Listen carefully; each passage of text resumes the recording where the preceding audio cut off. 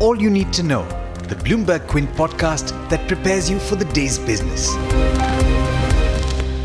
Good morning and thanks for listening in. I'm Alex Matthew and I'm happy to inform you that this is the last All You Need to Know podcast of 2020. Here's everything that you need to know at the start of the 31st of December. In news on India's economy, the current account balance fell even as it continued to maintain a surplus in the July to September quarter, led by a rise in the merchandise trade deficit. The current account surplus moderated to $15.5 billion in the September quarter from $19.2 billion in the preceding quarter. If you've experienced trouble filing your tax returns for the financial year 2019-20, there's good news. You have more time. The government has extended the timelines for filing of income tax returns by individuals as well as businesses in view of the COVID-19 pandemic. Individual taxpayers can now file their tax returns till the 10th of January instead of the earlier deadline, which would have been today. In other news, electronic voting to select the new owner of Dewan Housing Finance Corporation has begun, and financial creditors hope to announce the winner by the 14th of January, according to 3 people with direct knowledge of the development who spoke to Bloomberg Quint. The creditors are voting on 6 resolution plans submitted to them. The first 3 are by Oaktree Capital Management, Piramal Group and Adani Group, all 3 having offered to buy the entire loan book. Piramal Group and the Adani Group have also submitted supplementary plans seeking to buy standalone retail and wholesale loan portfolios, respectively.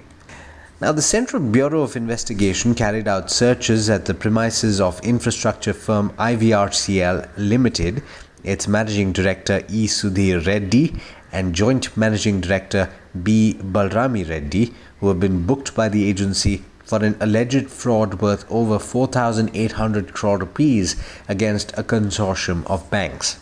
Moving on, the Securities Appellate Tribunal has dismissed Shivinder Mohan Singh's appeal challenging the market regulator's confirmatory order asking Religare Enterprises and its arm to recall loans.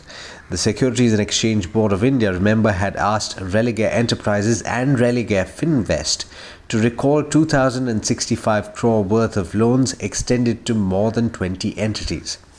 In international news, the European Union and China have announced the political approval of an agreement to open the Chinese market further to EU investors, marking a major step in talks that began in 2013.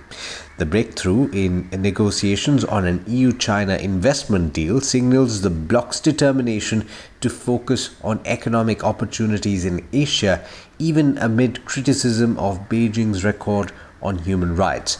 The accord could enter into force in early 2022.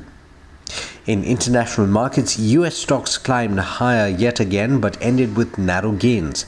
In the Asia-Pacific region, only one of the 3 early risers was trading. The Australian benchmark was lower by 0.6% last I checked. And now here's Hormuz Fatakia with the trade setup for the day in India. Morning Hormuz, how are we shaping up on the last trading day of 2020? Good morning to you, Alex, and to those tuned in. If anybody comes and tells you today, the final day of the year, that they predicted on the 24th of March that the Nifty would end the year with gains of 15% is lying. But the fact of the matter is that the index is set for gains of more than 15% and is also set for its best year since 2017.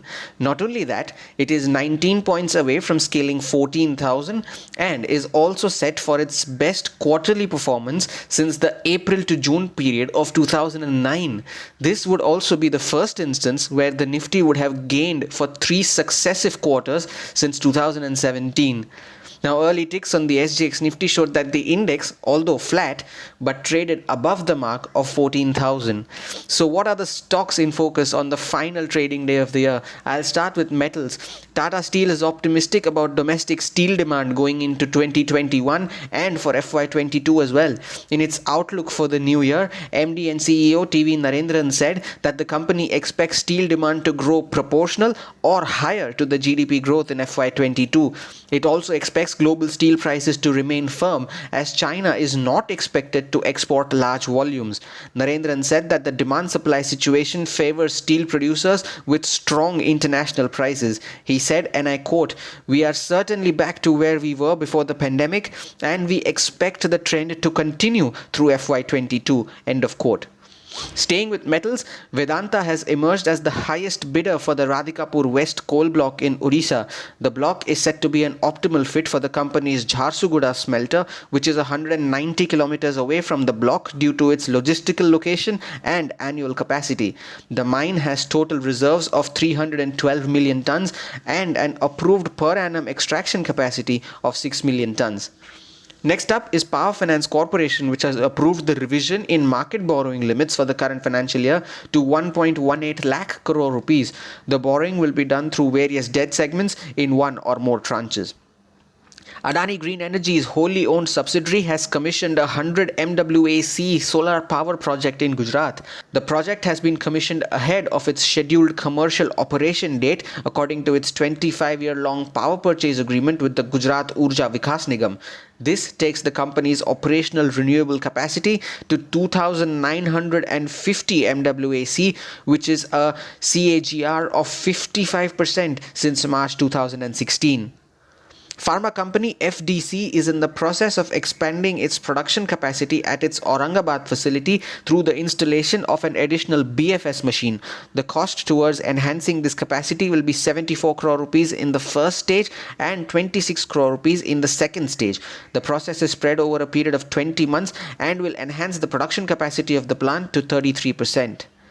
A couple of stocks on the back of large deals. Centum Electronics will be in focus after HDFC Mutual Fund acquired over 3% stake in the company at 410 rupees a share. The stock ended 9.5% higher on Wednesday at the highest level since January this year. And Chemcon Specialty Chemicals, where Plutus Wealth Management acquired 2.7% stake in the company at 428.5 rupees a share. The stock ended higher for the sixth straight day with gains of over 4.5%. That's all from me this year. We will be back to wish you a happy 2021 tomorrow morning. But until then, here's wishing you all a happy and safe New Year's Eve. And I pass on the same wish to Alex as well. Thanks, Hormus, for those wishes. And to you, dear listener, thanks for tuning in to this podcast. Do have a safe New Year's Eve. We'll be back tomorrow, like Hormus said, to tell you all you need to know at the start of 2021. This is Alex Matthews signing off. Have a great day. I hope you enjoyed listening to All You Need to Know. Did you know that you can listen to the show on the IVM Podcast app? On the IVM Podcast app, along with this, we have a number of other shows which you think you'll enjoy. Listen to Cyrus Says with Cyrus Brocha as the host. Listen to Pesa Vesa with Anupam Gupta. The Scene and the Unseen with Amit Verma. Or Shunya One hosted by Shiladitya Mukhopadhyay and myself. Check out the IVM Podcast app to get more talk content that you will enjoy.